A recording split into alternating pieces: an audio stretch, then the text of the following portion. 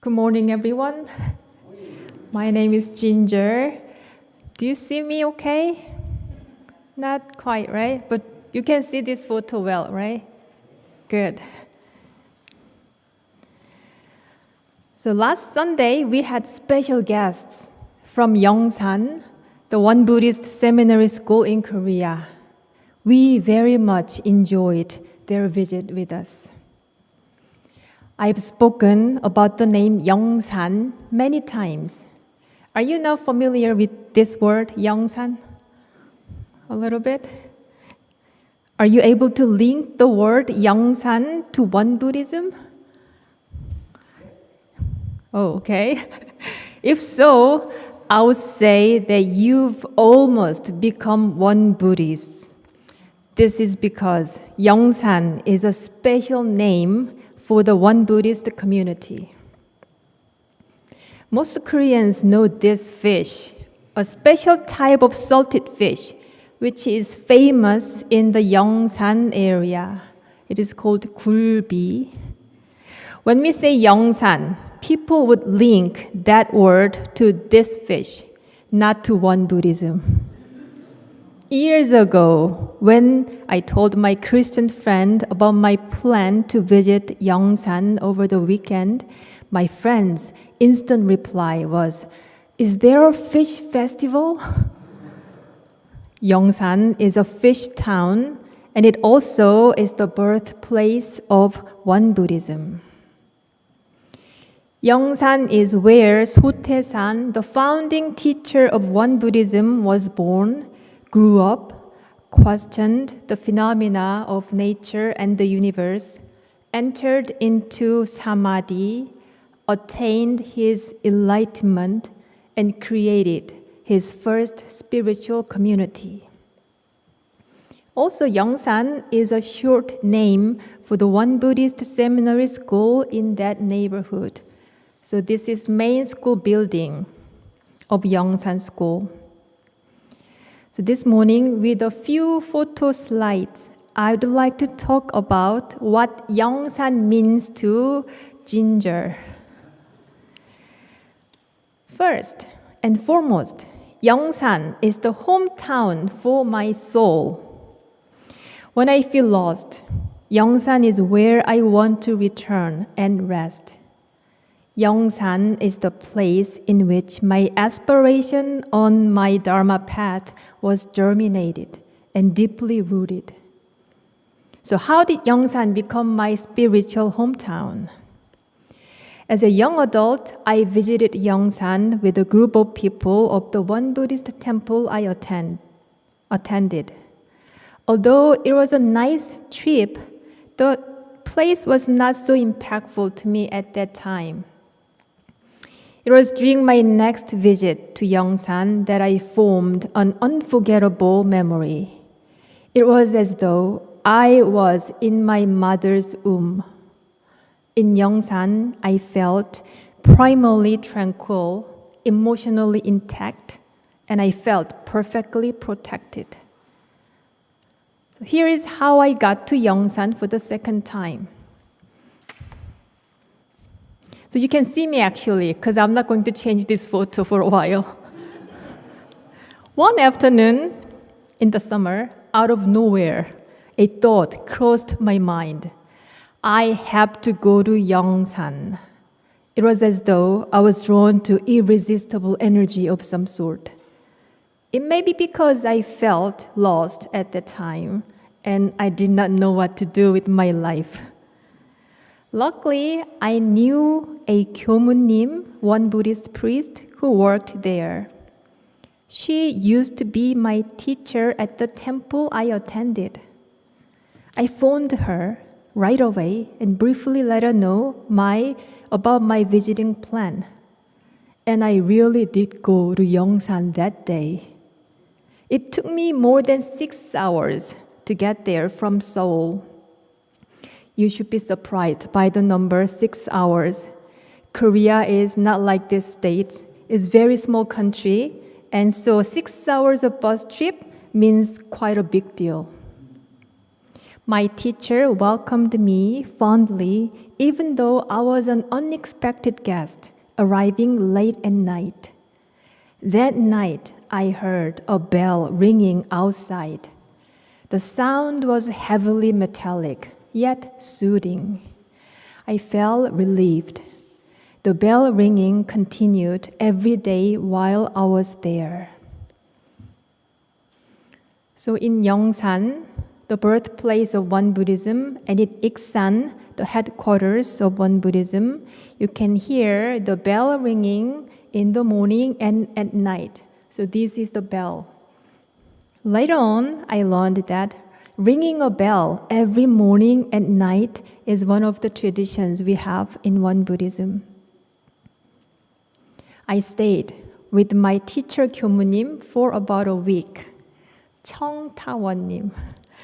In fact, she taught pre-Kyomunims in Youngsan Won Buddhist Seminary School. Before my trip, I did not even know what her role was in that school. And of course, I did not know what to expect there either. So I just joined her daily routine and followed her footsteps wherever she went. The very next morning, I saw students squatting down and pulling weeds in the vegetable garden. It was before breakfast. Oddly enough, they looked happy, giggling and chatting with one another. I thought to myself, what a weird group of people. Obviously, early morning was not a good time for any activities for me. On the next day, I hiked up to Sambat Peak with my teacher Kyomunim. Sambat Peak is where a young boy, Sote-san, prayed for 5 years, every single day, wishing to meet with the mountain spirit. At Sambat Peak, my Kyomunim prayed for my well-being and for my future. One afternoon, I biked to an adjacent town to have jjajangmyeon noodle, the Korean soul food. You know, if you're Korean, you've got to eat this jjajangmyeon once in a while. On our way back, we stopped at Sunjin Harbor, where Sote-san entered into samadhi from the early morning until late at night. My teacher Kyomunim and I stood at Sunjin Harbor for a while. I digested my jjajangmyeon there, and I'm not sure what my teacher did there.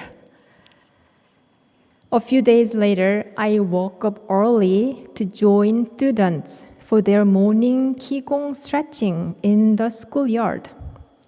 And there, I looked up Ongnyeobong. So Ongnyeobong is the name of the mountain in which you can see this Ilwonsang drawn on the mountain rock. I don't know who drew that circle there. Anyway, you can see that circle clearly. During my entire visit there, I was able to keep observing these pre-Kyomunim students. To me, they were special, not because of their school life. In fact, their daily routine seemed to be ordinary. But somehow they looked centered. Their light-hearted attitude permeated their faces. I thought that there must be a secret to that. Whatever secret it may be, I wondered why they looked content and calm. I wanted that for myself too. So I instinctively knew that I should join that community. Later on, I learned that it was their spiritual vow which made those students unique. And the photo on the right side, you wouldn't see that clearly, but the female Kyomunim here, right? And right next to her is Reverend Tabin on his ordination day. And do you know the top photo? Do you see Reverend Yu there? 교무님's here. That's their photo. Last spring, we had a young adult visit our One Dharma Center. He was a pleasant and promising college student. He spent 2 weeks with us. After his first visit, he returned and joined our in-person retreat. He said, 교무님's here in the One Dharma Center seemed to have something special. He emphasized that we were different from those in his circle of people. He expressed that he wanted to stay with us if the situation allowed. When he shared this idea, I knew exactly what he meant. He must have felt the energy from each 교무님's spiritual vow. So why does this spiritual vow matter? And how did my time in Youngsan support my path? First of all, let us take a look at how Master Sotaesan entered his spiritual journey. Yes, this is a photo of BTS. So you know BTS, right? You don't know BTS? Oh my. Smooth like butter, like criminal undercover. You don't know that? Oh my gosh. You don't need permission to dance. Oh my, you need to know them because you want to have small talk with your grandchildren or friends or nephews and nieces, right? They're world famous K-pop star. They just finished their post-pandemic in-person concert in LA 2 weeks ago. It was spectacular. While watching the news about their show crowded by the ARMY, the name of the BTS fan, we, the 교무nims in the One Dharma Center, talked about how drastically the image of Korea has been transformed. To the ARMY, Korea is arguably such a fascinating country whose culture and language are attractive. The current image of Korea is not the same as that of Korea in 2001, the year I decided to take this path as my own. Having said that, imagine Korea around 1900. Korea was a very poor country. Korea was even in a repressed condition under the pressure of the Japanese brutal colonization policy. Then what was Master Sotaesan's life like in Youngsan in the early 20th century? Sotaesan was born in 1891 to a simple peasant family in Youngsan. There was a saying that described how destitute their lives were. It says that if someone in that neighborhood in Youngsan could manage to find 10 pounds of rice to eat before they became adults, they would be considered to be fortunate. No matter how impoverished their circumstances were, it did not bother Sotaesan's curious mind. As a boy, Sotaesan questioned natural phenomena and human relationships. When Sotaesan was 7, he looked up into the sky over the Ongnyebong mountain. The question arose in his mind, how big and high is the sky? Why is it so clear? Once a question arose, another question followed. Why do clouds and wind form from a calm and clear sky? Why do day and night alternate? He questioned everything as he observed.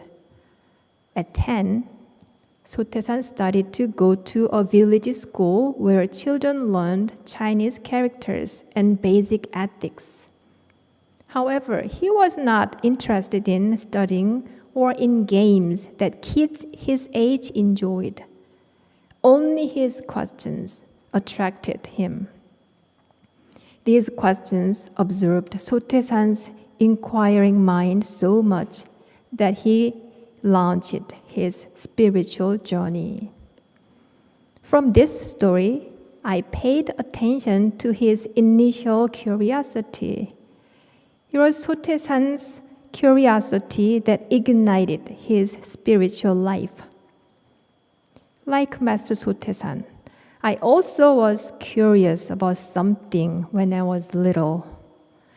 My time in Youngsan with my teacher enabled me to revisit my thoughts from my childhood.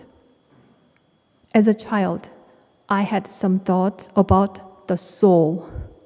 I knew that there was something unseen, untouchable, yet vivid and tranquil. Oddly, it felt good. I kind of sensed that this thing must be inextinguishable and everlasting. But unlike the Master Sotaesan, I was not passionate enough to investigate it further or pursue finding out what it was. So I tucked that thought into my heart and moved on with my ordinary kid's life. When I was in middle school, I had a kind of dream, but I didn't think my dream was worthy of sharing with the other kids who ambitiously wanted to be teachers, lawyers, pilots, singers. I wanted to be a person whose mind was capable of embracing everyone in the world. Although I had this thought, it does not mean I was spiritual or religious. I just did not like how other kids at that age would typically act as they argued over trivial matters. It was not appealing to me. I often lost my interest in mingling with them. Sometimes, a group of kids intentionally singled out one kid. Whenever I saw that, I thought, not good. But I did not have any power to mediate their wrongdoings.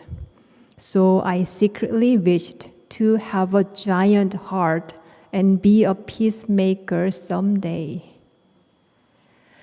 I am sharing these stories because my second visit to Youngsan brought me back to those memories that I kept in my mind from my childhood. In Youngsan, I rediscovered myself in the place that became my spiritual home. The energy of Youngsan reshaped my aspiration.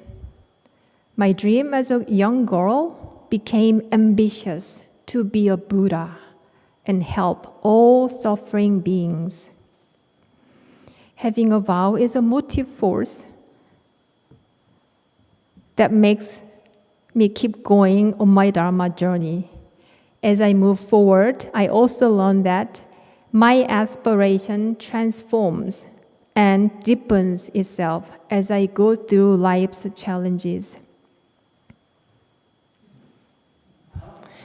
A few years later, after I made my second visit to Youngsan, I became a student of Youngsan Seminary School and found myself early in the morning squatting down and pulling weeds, humming a song delightfully.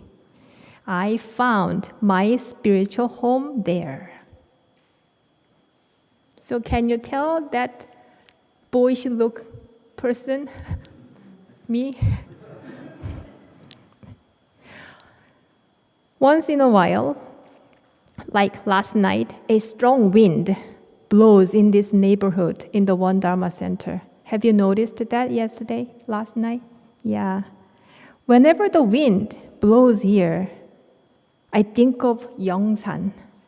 This strong gusty wind resembles the wind of Youngsan. The wind carries me to those days in my seminary school in Youngsan, where I was spiritually exuberant and purely ambitious on this path. So thank you for listening to my story. So I'm going to stop myself here, and I'm going to invite Ida, who had her own Youngsan experience a few years ago when she attended what is called Youngsan Global Stay. So she's going to share some thoughts about that time.